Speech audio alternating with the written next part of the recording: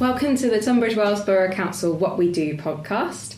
Today we are going to talk about planning policy. I'm Sharon, I'm the team leader of the planning policy team. I'm Gwenda Bradley, Principal Planning Officer, also in the planning policy team. So what is planning policy? So our team carry out all the work in relation to planning policy, and we deal with sort of strategic long-term planning rather than planning applications, but we do work closely with colleagues on planning applications and provide policy input. We get involved in lots of different work, drafting policy documents such as the local plan and the Tunbridge Wells Town Centre plan, but also other documents in relation to kind of specific issues such as protection of landscape and provision of infrastructure, as well as planning for different uses like sport and recreation and retail and commercial uses. The local plan's a long-term planning document and it guides future development across the borough, so in terms of where new housing and employment should go, but also where development shouldn't take place and which areas should be protected. So what do you guys do day to day? Well, no day is the same. I mean, we tend to do a lot of project-based work, so it could involve biodiversity, which is a key issue at the moment, or things like climate change, flooding, economic-related development, housing need. We tend to work on consultations from other bodies and groups in relation to those things and provide a response. We do a lot of research in our work as well. As Gwenda said, no day's the same, and one example is last Saturday we spent in Royal Tunbridge Wells Town Centre in the shopping centre in Royal Victoria Place doing a public exhibition on the town centre plan, engaging with lots of people to try and get their views on the town centre and what they think is important,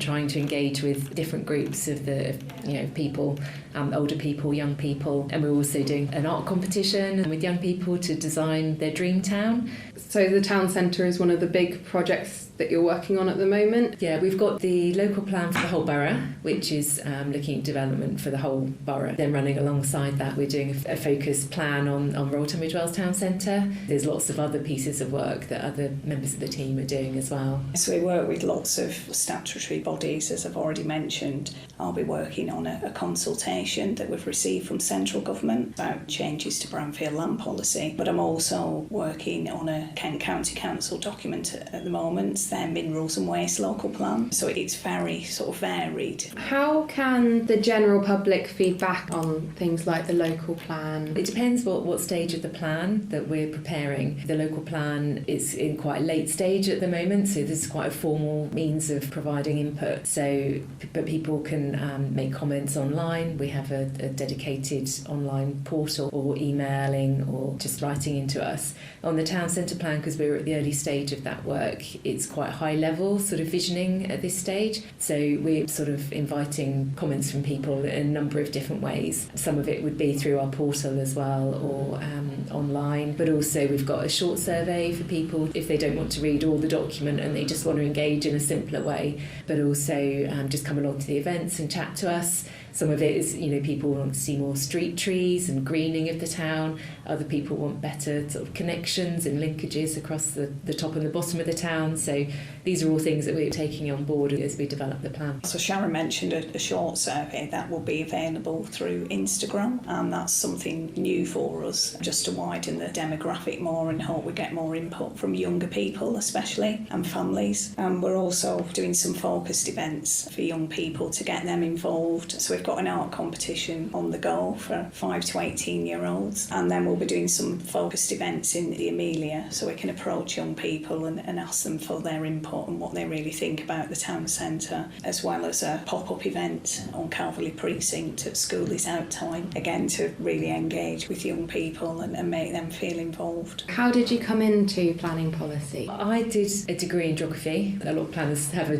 geography sort of background.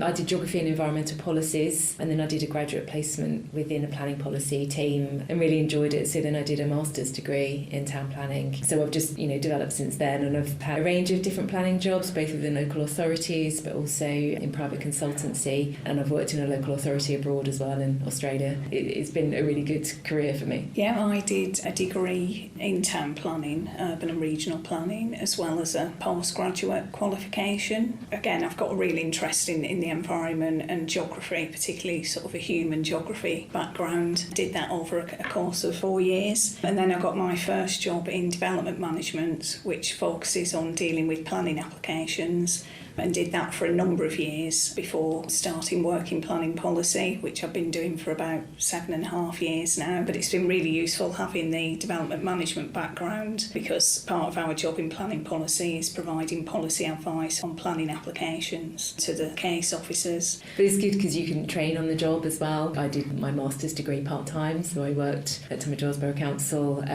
but also did my master's while I was working, so you get experience and a qualification at the same time. There are flexible routes now and speedier routes to become a planner, and by becoming a planner what I mean is becoming a chartered planner. The Royal Town Planning Institute, you work your way towards that, so you become accredited. What is the most satisfying part of your job? I enjoy being involved in the local environment and trying to make the place better for everybody. It can be really challenging because planning is often controversial. There's a lot of things that people don't always like being proposed, but then there's other things that people really like, and it's really, really rewarding and satisfying if you've been involved in something and you see it come to fruition in the local area.